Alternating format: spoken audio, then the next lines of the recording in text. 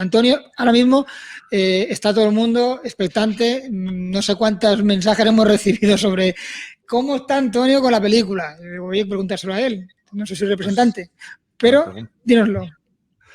Bueno, a ver, yo en general he quedado con la película muchísimo más contento de lo que imaginaba. O sea, partiendo de mi profundo escepticismo hacia Zack Snyder, yo me esperaba que la película me dejaría de una forma mucho más tibio y mucho más frío, digamos, ¿no?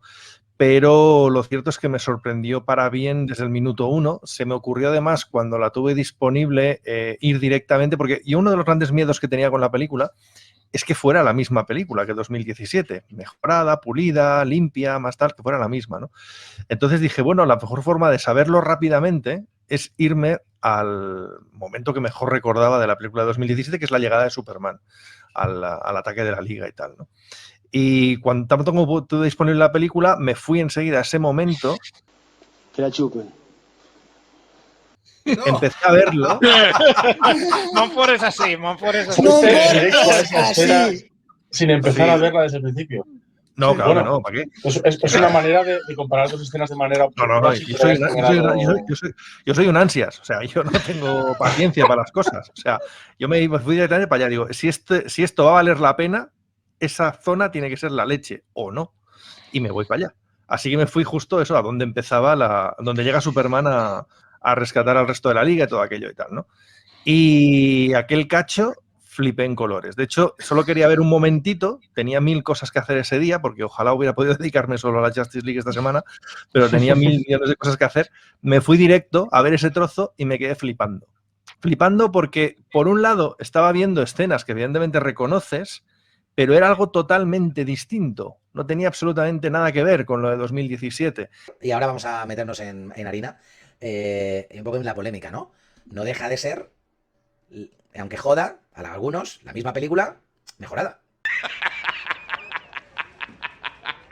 Y era algo completo, era algo que tenía sentido, los personajes habían recuperado su forma, tenían todos algo que hacer en aquellas escenas. Y no era en detrimento de Superman, ¿no? O sea, todos decimos, los que nos mola Superman, que lo que nos gustaba de la de 2017 era que había mucho Superman, ¿no? Y que Superman se venía arriba, ¿no? Y aquí habían conseguido que Superman seguía estando muy arriba, incluso más, yo creo en algunos momentos, pero joder, es que los otros también. Es que realmente Flash cogía un sentido que jamás había tenido en la otra película. Es que Flash estaba genial en esta escena. Digo, joder, el puñetero Flash de Ezra.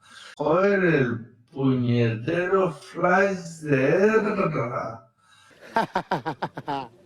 Cuando yo he escuchado que el Flash de Snyder es malo, ¿cuándo hemos visto al Flash de Snyder? Montfort. Es que me da igual. No da igual. A mí sí. O sea, si yo veo Batman contra Superman, juzgo lo que veo. Y lo que veo es una especie de yonki que, yo qué sé, que sale en 3 minutos. Y a mí me tienes que convencer que ese tío es Barry Allen. Oye, tío, pues no me convence. A mí me vas a convencer. Y está brutal esta escena, está increíble, ¿no? Digo, es que aunque el resto de la película sea una calamidad, digo, solo por esto ya vale la pena todo, ¿no? O sea, es una cosa impresionante. Entonces, este momento que pones aquí ahora en pantalla, ¿no? Cuando Superman se queda mirando el boom tubo y a Darkseid al otro lado, es que me parece increíble, ¿no? Como Superman se queda ahí en plan, ¡buah! ¡Pum! O sea, mirándolo diciendo, aquí estoy, no tengo miedo de que vengas, ¿no? Me parece impresionante, ¿no? Entonces, la verdad es que absolutamente impresionado por ese momento de la peli y, ya digo, muy contento, mucho más tranquilo. Y luego, cuando ya por fin pude, empecé a verla desde el principio. Un demente. Y la fui viendo y tal, ¿no? Bueno, pero para hacer honor a la verdad, no desde el principio. Es que Montfort es un devorador en vez de mundos de spoilers. O sea, cualquier spoiler de cualquier película 15 días antes los devora. O sea, ya sabía más de la Justice League que Zack Snyder. Porque ya sabía yo había visto todos los vídeos filtrados, sabía lo del detective marciano, lo había visto. O sea, realmente lo sabía todo, realmente, o sea, todo no, pero sabía que, pues eso, todo lo del detective marciano, la escena de Marta, o sea, todo lo que se había filtrado lo había buscado y lo había visto, o sea, lo sabía todo. Pero eso para mí eso no afecta a la experiencia del visionado, ni mucho menos, ¿no? Así que, bueno, pues eso, volví al principio para verla entera y tal. La disfruté mucho del tirón, sobre todo en el primer visionado, la disfruté mucho. Es evidente que hay muchas escenas que sobran y esa es una de los defectos, entre comillas, que para mí puede tener la película, que es el hecho de que no es exactamente una película, es una especie de constructo donde Snyder ha metido ahí todo lo que tenía a mano en la mesa de montaje, lo ha ordenado, lo ha colocado y nos lo ha regalado a los fans, ¿no? Lo ha puesto todo y nos lo ha dado todo ahí en plan, toma, todo para vosotros, ¿no? Entonces, claro, eso realmente no tiene exactamente un formato de película, tampoco tiene exactamente el formato de una serie, es una cosa extraña, no es una cosa y tampoco es la otra. ¿Pero esto qué es? Y creo que eso en cómputo global no beneficia al producto. Creo que si hubiera dado una película en torno a 3 horas, quitando muchas de las escenas superfluas, habría traído algo mucho más potente, ¿no? Pero bueno, eso es cuestión de gusto realmente. Y creo que eso también hace que el producto se resienta en sucesivos visionados, ¿no? O sea, a vosotros no os encanta y sois muy fans y tal, pero cuando lo he vuelto a ver la segunda vez y sobre todo la tercera, a partir de la tercera digo, vale, no voy a verla entera, voy a ir directamente a los cachos que me molan, porque verla entera se me hace una montaña, ¿no? Entonces, la primera vez me gustó mucho, estuvo muy guay, la segunda vez sí que empecé a pensar, hostia, este trozo de aburrimiento, esto sobra, esto no sé qué tal, y el tercero ya voy directamente a la parte que me gusta, ¿no?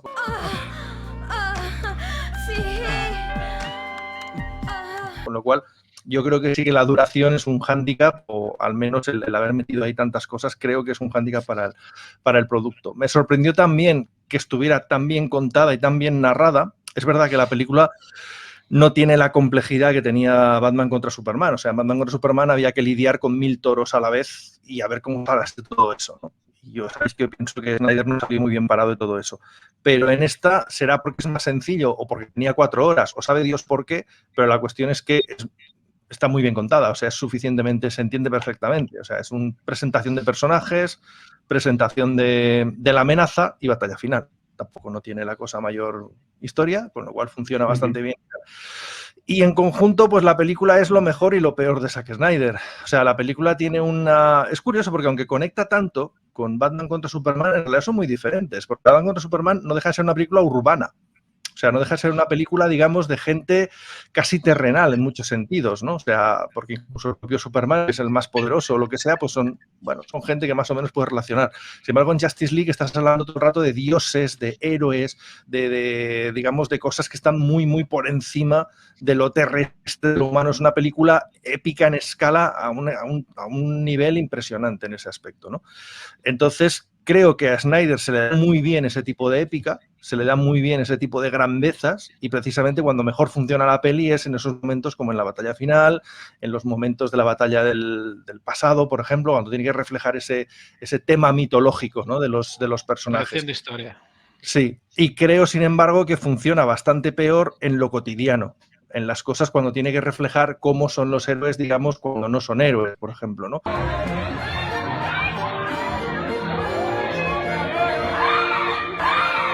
Cuando las escenas, por ejemplo, Ezra va a la tienda de animales o Wonder Woman está en el museo, por ejemplo, creo que tienen esa pátina artificial que creo que no beneficia demasiado a los personajes. Es un tema de gustos, o sea, realmente no es una cosa que se le pueda reprochar, es el estilo de director y ya está.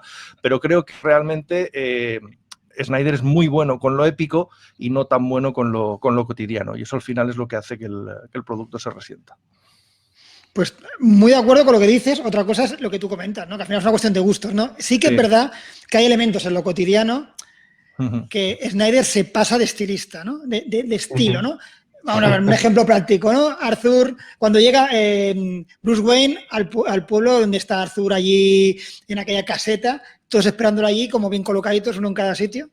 A Diana, por ejemplo, haciendo restauración de aquella estatua con ropa que ni para un cóctel nocturno se llevaría a alguien y pintada como así súper muy arreglada, ¿no? Y dices, madre, esto no cuela, ¿no? Uy, justo otra vez. O irte justo a ver dónde han lanzado la flecha aquella que tiene que anunciar que hay una amenaza y vas vestida que dices, bueno, a ver, ponte un pantalón más cómodo, un poquito. Es decir, es de estilista se pasa. Evidentemente, no es una película para que busques ese tipo de cosas, porque si la analizas, se te cae. A mí es que no se te cae en algunos aspectos, no se te cae, porque para mí, repito, y sigo pensando. No es que se caiga realmente, es que es el estilo de este hombre. Él quiere imprimirle eso.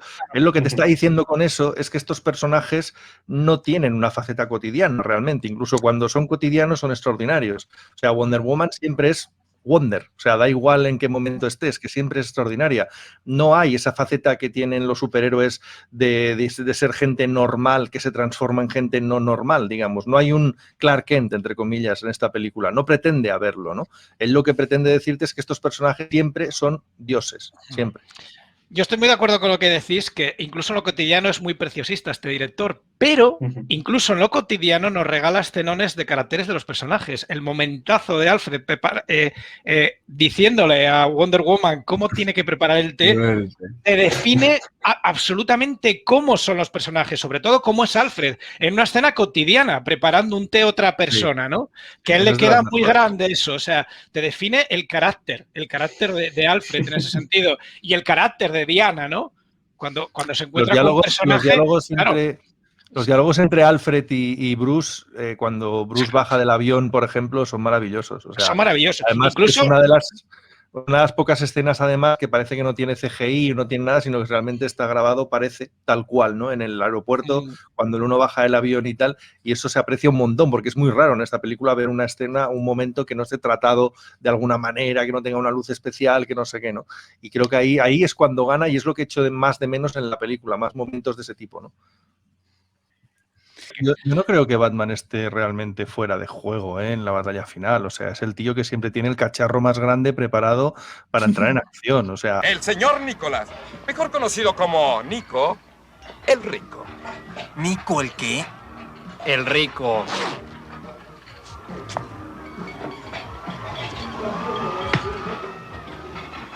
¡Oh! Sí, muy bien. Funcionará. Muy bien. Sí. De hecho, es el que los lleva realmente la nave en el Fly Fox. Va aumentando, o sea, siempre tiene un rastro preparado para cualquier eventualidad. Da igual la catástrofe que vaya a venir. Tiene un cacharro más grande y más caro preparado para salir ahí, ¿no? Y luego, con la excusa esa de los guanteletes y tal, le han permitido estar en medio de todos los follones. Sí. Realmente te dan a entender, ¿no? Que estratégicamente se va cargando los parademonios, consigue meterse en las torretas aquellas, que está un poco en todas partes. O sea, yo creo que no está desmerecido, ¿no? Sí que es verdad que no es el Batman todopoderoso que vemos en los cómics, que lo tiene todo pensado, lo tiene todo planeado, lo tiene tal. Pero también es que creo que este es un Batman al que las cosas estas le vienen grandes. Porque realmente él viene de otra liga, ¿no? De pelear con gente más de la calle, con criminales pues de ciudad, más cotidianos, más tal, ¿no? Y de pronto le cae encima todo este rollo cósmico, Dios, de esta amenaza cósmica, claro, dioses que va a venir, ¿no? Y realmente le viene grande, ¿no? Y ahí es donde me encaja a mí ese Batman que busca la fe, ese Batman que dice, no, yo confío en Superman, yo sé que si reúno a estos vamos a poder hacer frente. O sea, no es el Batman descreído, cínico de Batman contra Superman, ¿no? Sino que es un Batman que ha visto la luz y que por tanto pues está a otras cosas, ¿no? Pero creo que detalle, encaja. Un detalle, en Batman vs Superman a Batman lo salva Diana. En la primera aparición que tiene Diana, que se lo va a pulir Doomsday. Pues yo aquí me he fijado, dado para atrás, y en la batalla final, Diana lo salva por 2 veces también en el coche. Una vez que se lo van a pulir los parademonios y viene Diana desde atrás y se los zampa, y otra vez que le tiran desde la torreta un viaje de esos, un chorro de esos de luz, lo que sea, ¿no? Y cuando va a impactar, viene otra vez Diana con el escudo. Diana lo salva por 2 veces más aquí. Que es recurrente esas escenas de acción para salvar a Bruce Wayne, que bueno, luego tienen el contacto ese que amoroso, o sea, establecen ciertos lazos ahí entre unos y otros. ¡La puta madre!